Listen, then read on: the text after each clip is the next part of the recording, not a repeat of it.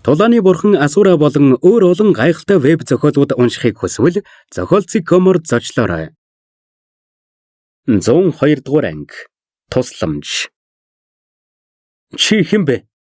Гэж урдаа зогсох хүнийг харсан Чүфэн маш анхааралтай байлаа. Сандрах хэрэггүй дээ. Чи намайг ахаа гэж дуудаж болно. Харин миний нэрийг Лэн Ву Зүй гэдэг. Гэж Лэн Ву Зүй нэмсэглэн хэллээ. Чи Лэн Ву Зүй юм уу? Хоёуланд нь асуудал байхгүй шиг санагдаад байх юм. Чи Гон Луюунд туслах гээ юу? Мэдээж Чүфэн Лэн Ву Зүйн алдар цуг сонссон. Гол танхимд цорын ганц сүнсний хүчтэй хүн нь тэр болохоор. Чи аргагүй л сүнсний хүчтэй байхаар хүн юм. Чамайг хайж угаа шалтгааныг шууд л мэдчихдэг. Гэхдээ би Гон Луюунд туслах гээгүй. Тэр миний туслалцааг хүртэх эрхгүй хүн. Би зүгээр л өөрийнхөө замд байгаа садааг авч хаях гэж байна. Гэж Лэн Ву Зүй инээгээд Чүфэнд ойртлоо. Чи яаж намайг сүнсний хүчтэйг мэдсэн юм? Садаагаа авч хайнаа. Бид нэг ч уулзаагүй байхад би яхаараа чиний садаа болчихдаг юм. Гэж асуулт асууж байхдаа Чүфэн хойш алхан сүнсний хүчээ дээдсэгтэн тулглаа. Тэр зүгтах боломж хайж байсан юм. Чи тэр талаар мэдэх хэрэггүй. Бас чамдал гэж зөвлөхөд зүгтах талаараа мартсан ч дээр байх. Чи надаас зүгтаж чадахгүй. Гэж Лэн Ву Зүй этгэл дүрэн хэлв. Үгүй л болов уу? Чүфэний бодлыг гадарлсныг харсан тэр ахиж цаг үрэлгүй шууд нууцлаг техникээ эдвэгчүүлээд хаант тэнгэр техникээ хийх үед сүнсний энерги түүний хөл доор цугларч салхи бослоо. Ганц харайлтаар Чүфэн салхи мэт он гүн рүү гүйлээ. Овол юм. Даанч чиний тулааны төвшин дэндүү дорой байна. Гэж Лэн Ву Зүй хүүтнэр нэмсэглээд салхи мэт хурдаар Чүфэний араас гүйлээ. Тэр янз бүрийн онцгой техник ашиглалгүйгээр зүгээр л энгийнээрээ гүйж байсан юм. Асура Драгон сургуулийн номер 2 гоц суут 19 настай үүслийн 9 дугаар төвшин Гон Луюунтэй энэ тэнцэхэд ганцхан алхам дутуу байсан юм. Энэ муу үнэхээр хүчтэй юм. Чүфэн хаант тэнгэр техникээ ашигласан ч Лэн Ву Зүйгээс холдож чадахгүй байснаас гадна Лэн Ву Зүй улмал ойртсоор байв. Үүслийн 9 дугаар төвшний хүч түүний бодож байснаас ч илүү байсан юм. Бууж өгдөө. Одоогийн төвшөнд байхад чиний авьяас бэлэг хичнээн мундаг байсан ч чи надаас зугтаж чадахгүй. Гэж Лэн Ву Зүй хурууга Чүфэн рүү заах үед гэрэл дэлбэрэнд цацарлаа. Маш хүчтэй энерги байсан ба нүдэр имхийн зуур хэд хэдэн том модыг нөхлөн Чүфэний зүг чиглэлээ. Намайг алмаар байна уу? Тийм ч амар байхгүй л болов уу? Чүфэн шүдээ зуугаад хөдөлгөөнөө өөрчиллөө. Цагаан өнгөтэй салхи уусан арилж оронд нь цахилгаан гарч ирлээ. Тэр цахилгаан Чүфэний 3 аянгны хэм маягаас тэсвэр байсан ба бараан цэнхэр өнгөтэй цахилгаан гарч ирснээр Чүфэний хурд асар хурдан болов. Чүфэний хөл доор жижигхэн цахилгаан могойнууд байгаа мэт харагдаж байлаа. Чүфэний хөл газарт хүрээд хөндөрөх үед тэр хэдэн 10 метрийн цаана гарч ирлээ. Түүний алхам бүр итгэхийн аргагүй хурдан байсан юм. Лэн Ву Зүйн дайралтаас амжилттай бол та зогсохгүй. Түүнээс улмал холдсоор байв. Ямар нууцлаг техник вэ? Тэр Асура Драгон сургуулийн тулааны техник биш вэ? Энэ жаал хаанаас олсон юм бол? Энэ төсөөлөгдөөгүй зүйлсийг харсан Лэн Ву Зүй бодолд автлаа. Дараагаар нь түүний хэм маягч өөрчлөгдөж, хурд нь маш ихээр нэмэгдэж, ахаад Чүфэний ард ирэв. Гэвч энэ үед түүний хурд асар хурдан байсан юм. Навшигч, энэ нэг юмнаас салж чадахгүй нэ. Чүфэн жаахан гутарсан юм. Тэр хаант тэнгэр техникийн дунд үеийг бүрэн сурч хаад байж, үүслийн 9 дугаар төвшний Лэн Ву Зүйээс зугтаж чадахгүй байсан юм. Тэдний хүчний зөрүү дэндүү их байсан юм. Лэн Ву Зүй хамгийн энгийн биеийн техник хэрэгэлсэн ч Чүфэнийг амархан барьчихна. Чүфэн, өнөөдөр зугтаж чадна гэж бодсны ч хэрэггүй. Лэн Ву Зүй хурууга заах үед хэд хэдэн гэрэл цацарч буудлаа. Тэд Чүфэн рүү бороо мэт нисэж байсан болохоор бултах аргагүй байв. Энэ нь 5 дугаар зэрэглэлийн техник байсан ба Лэнгву зүй хийж байгаа болохоор хамгаалах арга байхгүй байсан юм. Оногдох юм бол тэр гарцаагүй үхэн. Энэ авра гэвч яг энэ үед Чүфэн танил авра ойртож байгааг мэдрээд баярлсан юм. Тэр авраг мэдрвүүгүй юу цагаан ховцтой хүн Чүфэний ард гарч ирлээ. Энэ бол Суров байсан юм. Суров гараад аллах үед Парафаунд энерги гарч түүний урд толь үсгэлээ. Лэнгву зүйн дайралт тэр толинд хүрсэн даруйда эргэж ойгоод дайралтын хурд нь 2 дахин нэмэгдлээ. Энийг харсан Лэнгву зүй сандарсан чигүй хойш алхаад дайралтуудаасаа бултлаа. Настан Суров. Энэ үед Чүфэн үнэхээр их баярлсан юм. Тэр өмнө нь Суровын хүчийг харсан болохоор тэр шүү дээ. Чүфэний гимтэхийг хүсэж байгаа хүмүүс байгааг мэдэж байсан ч гэлээ арайч чамааг байна гэж бодсонгүй шүү. Чамааг Гонлу юунтай тааруу харилцаатай гэж бодсон юмсан. Ягаад түүнд тусалж байгаа юм? Гэж Суров ялдам инээмсэглэнгээ хэллээ. Сонирхолтой юм. Та ягаад намайг Гонлу юунд тусалж байна гэж бодов? Ховийн үс хонцон байж болохгүй юу? Гэхдээ Суров ихчээ. Би таны арга барилыг үнэхээр биширч байна. Гауле болон Зауши ах дүүс Азуре Драгон сургуулийн гол танхимын сурагчид байсан. Та өөрөө хүртэл Гаулег таньдаг байсан байж яаж түүнийг алж чаддаг байна? Гэж Лэнгву зүй инээмсэглэн асуулаа. Би Гаулег алсан? Юу яриад байгааг чинь ойлгохгүй байна. Энэ үгийг сонсон Суровын царай нэг хойраагүйч гайхаж байгаа төрх тодров. Өө, таны жүжиглэх чадвар сайн юм гэж таныг зүгээр өнгөрөөж болох юм шиг байна. Лэнгву зүйн уруул номрох үед хүйтэн хөндөй нэмсэглэл тодорлоо. Өнгөрөө юм гэж ердөө л үүслийн ёстхөр төвшин байж надтай ингэж харьцна гинэ. Чамаг яагаад Чүфэн рүү дайрч байгааг мэдэхгүй ч гэлээ доод үеийн дүүгээ ингэж байгааг ч хараад Азуре Драгон сургуулийн настангийн хуваар чамд хичээл заагаад өгье л дөө. Гэж Суровын царай нь хуйтарч дайрахад бэлдлээ. Гэвч яг энэ үед уулыг хязгааргүй энерги бүрхэж хөгшин хоолой сонсогдлоо. Зүүрийг гэмтэмээр байвал эхлээд намайг ялах хэрэгтэй дээ. Лайк болон subscribe дарж биднийг дэмжээрэй. 103 дугаар анги Сүнсний тойрог. Хязгааргүй энерги тэднийг бүрхэж тэнгэр тулсан модод хүртэл чичирлээ. Тэдний хөл дор байсан цэцгэс өвснүүд хүртэл тайван байсангүй. Парафаунд төвшин. Чүфэн Суров хоёр бүрчиг цочролд орсон юм. Тэд энэ авраг мэдэрсэн даруйда тэр хүн Парафаунд төвшний мастер ба Суровоос хүчтэй гэдгийг мэдэрсэн юм. Энийх энергийн даралтын хажуугаар ойгоос нэгэн хөгшин 50 гэгч нь алхаж гарч ирээд Лэнгву зүйн хажууд ирлээ. Хөгшин хар хувцастай байсан ба 150 см гаруй өндөр байв. Түүний царай тийм ч онцгой харагдаагүй ч гэлээ үрчлээдсэн нүүр нь ширүүн байдлыг харуулна. Тэр өвгөн нэлээд хөгшин байсан юм.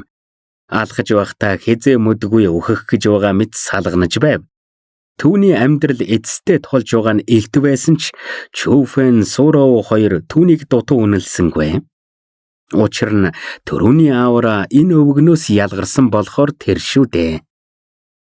Өвгдээдсэн минь. Энэ хүнийг харсан Лэнгву зүй хүндэтгэлтэйгээр мэндэллээ. Лэн овгийн өвгдээдс таны хүртэл ирнэ гэж бодсонгүй шүү. Танаа Лэн овг Чүфэнийг алхахаар шийдсэн бололтой. Гэхдээ яагаад Чүфэнийг өөхөх ёстойг мэдмээр байна шүү. Гэж Суров тэр Лэн өвгдээдсийг таньдаг юм шиг байлаа. Зүгээр бол манай Лэн овгийн найдвар. Түүний замд садаа болсон хэнийгч бай миний Лэн овг устгах болно. Суров авахай онцгой гэр бүлтэй байсан ч хамаагүй. Миний Лэн овг өршөөл үзүүлэхгүй. Гэж Лэн өвгдээдэс хөнгөн инээмсэглэлээ. Гэвч түүний инээмсэглэл айдас хүргэн байсан юм. Тэгэхээр Суров намайг хүртэл ална гэсэн үг үү? Гэж Суров хуйтан өнгөөр асуулаа. Суров авахай хариултыг мэдсээр байж юунд асууна вэ? Гэж Лэн өвгдээдэс ёрын инээмсэглэв. Тэгэх чадalтай эсгээс чинь л хамаарна да. Гэт Соров Чүфэний гарнаас бариад зогтохоор завдлаа. Гэвч түүнийг хөдөлгөөс ч өмнө хүчтэй энерги тэр хавийг нөмөрч нүдэнд үл харагдах торонд тэр хоёрыг хорилоо. Парафаундын 3 дугаар төвшин. Соров маш ихээр цочирдов. Парафаунд төвшний үе бүр асар их зайтай. Маш их авьяас бэлэгтэл байхгүй бол төвшин ахна гэж худлаа. Лэн овгийн анхлах түүнээс Парафаунд төвшний 2хан үеэр илүү байсан ч гэлээ Соров яаж чадахгүй байв. Парафаунд төвшний хамгийн аймаар зүйл нь энэ. Төвшний үе бүр нь өмнөхөөсөө тэсөөр ба төвшин ахих маш хэцүү.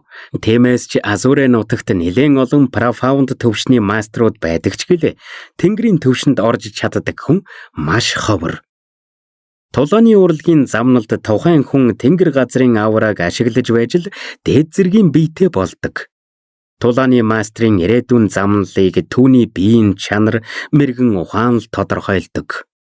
Тулааны замналын ганц баталгаатай зүйл бол тулааны төвшин дээшлэх тусам төвшин ахих улам хэцүү болж биеийн чадамжийг нээхэд ч хэцүү болдог. Гэвч шалгуур нь хэцүү болох тусам түүнээс хүртэх хүч чадал мөн л адил хүчрхэг болдог. Соров авхай хэн нэгнийг буруутгамаар байвал хүний хэрэгт хошуу дүрсэн өөрийгөө л буруутгах. Өөрийнх нь гаргасан энергийн торонд хоригдсон Чүфэн Соров руу ойртож угаа Лэн өвгдээдэс улам ихээр инээмсэглэж байв.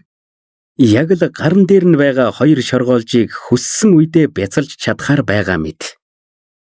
Хөгшин Лэн, чамайг над руу дайрсныг чинь миний аав мэдх юм бол танай Лэн овг газрын хөрснөөс арчигдана шүү. Энийг харсан Суровч сандарч эхэллээ. Түүний урд байх хөгшин өвгний хүч аргалж чадах хэмжээнээс нь хэтэрсэн байсан юм. Харин Чүфэнд эсэргүүцэгч тэнхээ байхгүй байв. Лэн өвг дээдс дэндүү хүчтэй байсан юм. Хэрвээ Соров өөрийнхөө аврагаар түүнийг хамгаалаагүй бол Чүфэн аль хэдийн өгчих байсан биз? Тэгж хэлээд нэмэргүй. Танай аав чинь энэ талаар мэдх юм бол манай Лэн овг яахыг би сайн мэдэж байна. Харамсалтай нь тэр би чамайг алсан гэдгийг хизээч мэдэхгүй. Лэн овг дээдэс гараа удаанаар өргөх үед аимшигтай энерги алганд нь хурж эхэллээ. Соровын аав мэдэхгүй гэдгийг чи яаж мэдэж байгаа юм? Яг энэ үед ойгоос өөр нэгэн хоолой сонсогдлоо. Тэр хоолой маш хачин байсан ба ганц газраас гараагүй харин эргэн тойрноос зэрэг гарч байв. Тийм чанга байгаагүй ч сонссон хүний сэтгэл дотроос нь гарч байгаа юм шиг санагдуулахар байлаа. Хэн бэ? Тэр хоолой Лэн өвг дээдэс Лэн Вузүй хоёрыг өгтөл нь айлгсан юм. Тэр хоолойг сонсох төдийдэл ярьсан хүн нь тулааны урлагийн асар хүчтэй мастер гэдгийг мэдхээр байв. Нэг л биш байгааг анзаарсан Лэн Вузүй сүнсний хүчээ гарган тэр хүнийг олох гэж оролдлоо. Тэр сүнсний хүчээ хэрэглэв үгүй юу гэнэт өвдөлтөөсөө болж хашгирлаа. Тэр толгоогоо барин газарт сөхрөн унав. Зүүер юу болсон бэ? Энийг харсан өвг дээдс нь маш ихээр айгаад урагшгүй Лэн Вузүйг түшин босголоо. Лэн Вузүйн царайн цон хийж хоёр нүд нь айдсан давтаж бүлтийсэн байв. Түүний уруул нь чэжрэнгэ ааж ухнаар ингэж хэллээ. ертөнц бүтээгч байна. Юу? Энэ үгийг сонссон Лэн өвг дээдсийн царайч маш ихээр ховирлаа. ертөнц бүтээгч. Тэд бол ер бусын хүмүүс. Яагаад энд гарч ирэв? Өвг дээдсээ зүгтцгаая. Яг энэ үед Лэн Вузүй өөрийн ирэхгүй нэг хүн дотроо бодон чангаар хашгирлаа. Лэн өвг дээдэс түүний айдсаар дүрсэн царайгч анзааралгүй Лэн Вузүйг бариад зугтахаар завдав. Гэвч тэр хоёр алхаж жамжаагүй байхдаа хан мөрөгчгсөн юм шиг чангаар орилон хойш унлаа. Яг энэ үед Чүфэн тэр хэдчгээсэн тэр хаваар нэвт харагддаг мөртлөө бүдэгхэн хан байгааг анзаараад гайхширн зогслоо. Тэр хан улам мөрөгжин Лэн овгийн хоёрыг хорив. Лэн өвг дээдэс босоод гараа өргөн бүдэгхэн харагдах хан руу цохилоо. Түүний цохилт парафаунд хүч болон тулааны техник хослуулж маш хүчтэй байсан ч гэлээ тэр ханамд хүрэх үедээ дайралтынх нь энерги жижигхэн мөсөн ширхэг мэт бутран алга болсон юм. Ханамд нэгч цуралд гараагүй байсан ба өөрийнхөө гар руу харах үед хүн дээр шархтаж цус урсаж байлаа. Энэ юу вэ? Лэн өвгдөөд сандарч эхэллээ. Нэвт харагдах бүдэг хан тэр хоёрыг бүх талаас нь хаасан байсан ба баг багаар агшиж байсан юм. Энэ маягаараа үргэлжлэх юм бол тэр хоёр амьдараа нухаж болохоор байв. Тэгж бодсон Лэн өвгдөөдс бүрч хүчрэхэг тулааны техник хийж тэр нууцлаг хан руу дайрлаа. Тэр дайралтын хүч маш хүчтэй байсан болохоор Чүфэний хөлд орох газарт хүртэл цууралт гарсан юм. Түүний дайралтууд гадаах хэсгүүдэд нөлөөлж байсан ч гэлээ тэр нууцлаг ханыг жаахан ч дөргиохгүй байсан юм. Ханны агшиж угаа хурд ийгч сааруулж чадахгүй байлаа. Лэн өвгдөөдсийг бүх чадлаараа эсэргүүцэх гэж оролдож байхад Лэн үзүүийн царин цонхиж хоосон ширтэж зогслоо. Тэр өөрийн ирэхгүй чэжрэн хэллээ. Өвгдөөдс минь энэ бол сүнсний тойрог. Лайк болон subscribe дарж биднийг дэмжээрэй. 104-р анги шалгуур. Сүнсний тойрог? Лэн үзүүийн үгийг сонссон Лэн өвгдөөдс битгий хэл Чүфэн хүртэл цочролд орлоо. Сүнсний тойрог бол ертөнц бүтээгчдийн ашигладаг арга. Хэрвээ тэдний урд угаа үл үзэгдэх хан үнэхээр сүнсний тойрог юм бол тэдэнд ертөнц бүтээгч тусалж байна гэсэн үг. Гэнэт Лэн үзүүе газар сөхрөн тухаараа газар шаалаа. Тэр газар хүчтэй мөргөн гуйж эхэллээ. Багшаа, миний буруу. Надад ганц л боломж өгчих. Би ахиж ийм алдаа гаргахгүй. Лэн үзүүийн үйлдэлийг харсан тэрхэд яахаа мэдэхгүй зогсож байхад нөгөө хөгшин хоолой ахад гарлаа. Чи ингэж болохгүйгээ мэдсээр байж энэ үйлдэлээ хийсэн. Чи намайг юм чинээ бодохгүй байна. Сүнсний тойргийн гадна талд нэг хүн сүнс мэт гарч ирлээ. Тэр сүнс мэт гарч ирсэн ба хэнд ч мэдэгдэлгүй тэнд байсаар байсан юм. Тэр хүнийг харсан Чүфэнч бай, Сүровч бай, Лэн үзүүе тэрхэд бүгд түүнийг танилаа. Биеийн бүхлээр нь нөмөрсөн хачин тэмдгээр дүүрэн цагаан нөмрөг. Зөвхөн хоёр нүд нь л харагдана. Тэр бол Азуре Драгон сургуулийн зочноор өргөдсөн Настан Зүгэ Леон байсан юм. Настан Зүгэ? Сүров эхэлж хэлв. Юу? Тэр Настан Зүгэ юм уу? Чүфэн нууцхан гайхширлаа.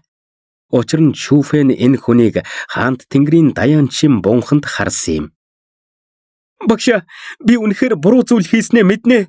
Надад ганцхан боломж өгчих. Лэн үзүүе үргэлжлүүлэн өршөөл ирлээ. Түүний нүрээр нь айц дүүрч зогсолтгүй газар мөргсөн духнаас нь цус гарч байв. Тэр энэ хөгшний арга өөрийнхөөс нь хэд дахин хэрцгий гэдгийг мэддэг. Би чамд боломж өгсөн. Харин чи л ашиглаж чадсангүй. Чи миний хэлснээр хийсэн бол би чамайг албан ёсоор шаваа болгож яваад сүнсний тойргийн техникүүдээ чамд өвлүүлэх байсан юм. Харамсалтай нь чи миний шалгуурыг давалгүй буруу замаар явчихлаа. Үннийг хэлэхэд би чамд Чүфэн рүү дайрч болохгүй гэж хангалттай анхааруулга өгсөн. Гэтэл чи дэндүү мунхаг болохоор намайг гарч ирэхээс нааш Чүфэнийг нууцаар хамгаалж байсан хүн намайг гэдгийг огт бодсонгүй. Энэ хүртэл ярьсан Зүгэ гараа үл ялэг өргөх үед агшиж байсан сүнсний тойрог илүү хурдаслаа. Энийг харсан Лэн өвгдөөдс байдаг чадлаараа эсэргүүцсэн ч сүнсний тойргийг өчүүхэн ч гэмтээж чадсангүй. Яаж ч гуйсан Зүгэ түүний амийг авахыг ойлгосон Лэн үзүүе ахиж өршөөл ирсэнгүй. Тэр босож зогсоод Зүгэ рүү чиглэн чангаар харааж эхэллээ. Зүгэ Леон, Лэн үзүүе би чамд 3 жилийн турш үнэнчээр зүтгэсэн. Яагаад намайг энэ жаалын төлөө алж байгаа юм? Зүрх сэтгэл гэж байна уу? Муу гахаа нохооноос ч дор амтэн хүйтэн цустай мангас. Гэвч Линго Зуи түүнийг хэчнээн харааж зүхэж байсан ч Зүгэлион огт хөдөлсөнгүй. Сүнсний тойрог тэр хоёрыг амьдаар бяцалж нухаж болгосны дараа л гараа даллан цусвалсан сүнсний тойргоо эргүүлэн дуудлаа. Энэ үед хачин зүйл болсон юм.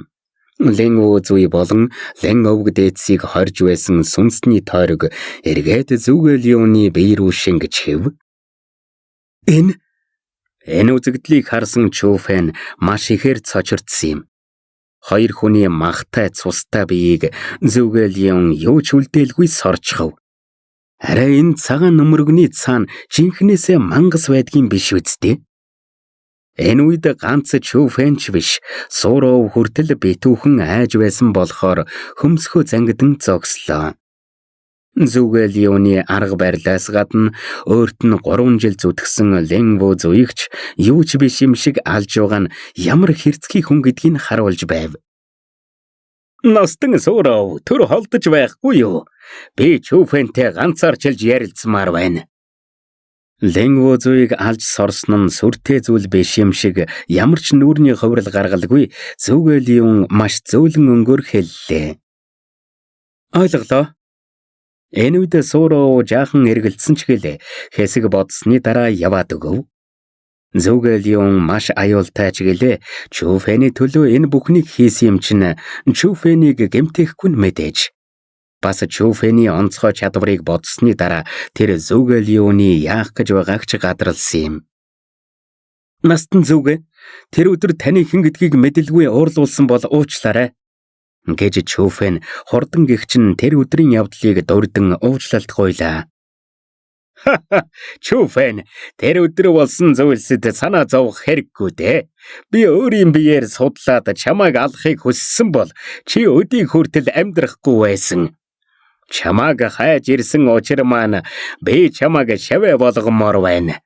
Гэж шууд хэлээд Зүгэлион инээлээ. Нэрээ юу? Энэ үед Чүфэний ирүү мултрах шахлаа. Энэ бүхэн итгэхэд үнэхээр бэрх байсан юм.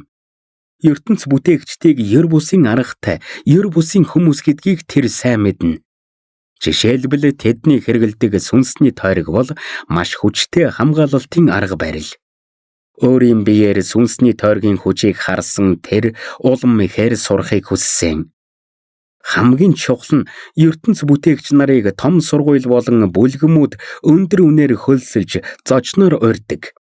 Хэрвээ тэр ертөнц бүтээгч болчих юм бол бэлтгэл хийхэд хэрэг болох материалуудад санаа зовох хэрэггүй болно. Түүний урд ертөнц бүтээгч гарч ирээд зогсохгүй бүр шавэ болгоё гэж байна. Ийм сайхан аз завшаантай таарсан Чүфэн хэсэг мэлрэн зогслоо. Баярлах дэндүү эрт байна. Зүгэлион миний шав болохын тулд чи миний шалгуурыг давах ёстой. Гэт Зүгэлион энэлээ. Багш, ямар шалгуур юм? Би хүлээж авъя. Гэж Чүфэн газар тагас сөхөрт суугаад багштай хүндлэл үзүүллээ. Чүфэний ухаалаг үйлдэлийг харсан Зүгэлион сэтгэл ханан толгой дохоод агуулгах зүнхнээсээ хуучин ном гаргаж ирээд Чүфэнд өглөө. Энэ бол сүнсний тойргийг сурах арга. Сүнсний тойргийн эхний үеийг сурчих юм бол би чамайг шаваараа авна. Баярлалаа багшаа. Энийг харсан Чүфэн маш ихээр баярлаад тэр хуучин номыг авлаа. Баярлах болоогүй байна. Миний зааварчилгаагүйгээр сарын дотор бие дааж сурах болохоор 11-ийг сурч чадвал их юм. Санаж яв. Сарын дотор 11-ийг сурч чадахгүй бол би чамайг шавэ болгохгүйгээс гадна өөрийн биеэр ална шүү. Үгээ хэлж дуусаад Зүгэлион инээж байхдаа замхран алга боллоо. Зүгэлионы үг тоглоом байгаагүй болохоор Чүфэний харц шир үсв. Тулааны бурхан Асура болон өөр олон гайхалтай веб зохиолууд уншихыг хүсвэл зохиолцыг комор зочлоорой.